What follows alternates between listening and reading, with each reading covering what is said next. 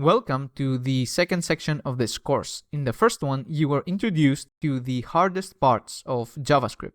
In this one, we will study what's coming in the latest versions. Things are getting easier the more JavaScript is improved, so be prepared for new cool features.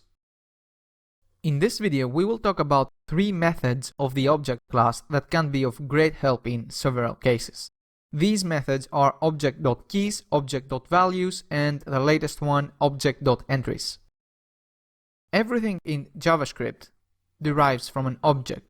Now, this is common in many object-oriented programming languages. In JavaScript, we have the object with a capital O and the object with a lowercase o. Now, there are several differences between the two, but the main one is that the capital O object is actually, you can describe it as a static class that contains some methods, some convenience methods that we can use when working with objects. To have better clarity for this example, let's create an example object that describes the results, the statistics of a run. For example, you may have an application that counts calories, time for running, distance, a typical fitness application that measures your results. Now, this could be something of an internal representation of those results. Object.keys will return a list of properties that exist in the object. Now, this seems very easy, and you may wonder why we need it. Well, there are some differences. For example, it won't print, as you can see in the live Quokka execution, it doesn't print nested objects. So when I used object.keys on the root object, it didn't print the hours, minutes, and seconds keys that exist in the time nested object. Similarly, if I use object.values on the time object, I get the values of said keys. Which keys are omitted in such cases? Generally, we expect to have top-level keys and top-level values. It's not recursive, it won't enter nested objects, and this is what you would expect. Object entries, on the other hand, this one is a bit different. It's a new entry, no pun intended, to the JavaScript runtime, and what it does is it returns key-value pairs in the form of an array. So you have the key on the index 0 of the array and 1, and index 1 is the value corresponding to said key. I'm going to save this as object methods, so you can have that. The code is included with the videos, and I'm going to copy this one and go to a separate file. Let's see how we can write a function that will isolate the time and print it in a user-readable format. Obviously, we have 0 hours, 54 minutes, and 32 seconds, but you can just print that object and expect the user to understand it. You want to have something like a display time function. If you're working on a front-end application, perhaps you want to build a value converter or a pipe. If you're working with Angular, it depends on the operating system and framework that you're using.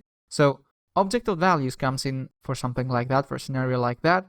So return object.values. This is an array. Let's see what it returns. If I provide the above object, we get an array of 3 values. Now, this alone doesn't mean anything, but if we use the join function to concatenate the contents of the array and separate them with the colon, you see that we get something that resembles time duration. But what if we do something like this?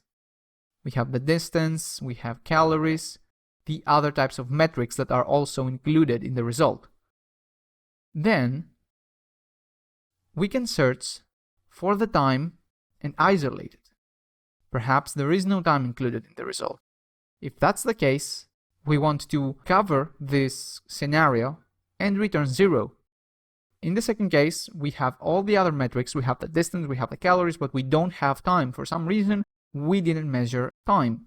What's the return value of the display time function then? It needs to have some default, and the easiest way to do that is to check if the time is there.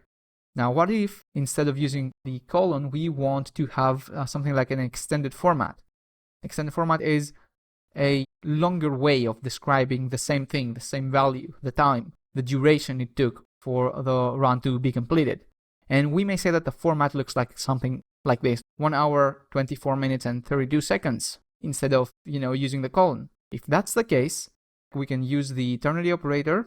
And if we have extended format disabled, well, we can rely on our current implementation.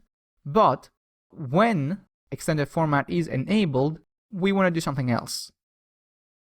We can work with another function of the object class, the latest one, the object.entries. Now remember that object.entries will return an array that contains 3 nested arrays, each one containing 2 entries. The first one is the key, the second one is the value.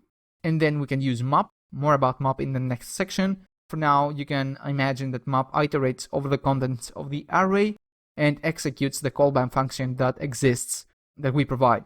So we expect to have something like this, hours, and then the actual number of hours, and then another array with a key value pair, minutes, and the number of minutes. So we can take advantage of that to map them to a string that first has the second entry in each individual array, which is the value of the number of hours, the number of minutes, the number of seconds, followed by the first letter of the key, capitalized or lowercase, whatever you like. So with this, we can achieve exactly the kind of format that I have typed on line 11 in the comment. And we can only isolate the first character of the string using 0 index, but we still need to work on it. I removed the uppercase, let's stick with lowercase, but it's still an array, 3 seconds. We only managed to flat it, to remove the nested arrays and convert them into a resulting string, but this is not enough. We need to join them with a space or with no space. It depends on how you want to display them. So now the extended format seems to be working. So we used object.keys to enumerate our properties, but what if we want to hide a property? What if we don't want a specific property to appear in object.entries?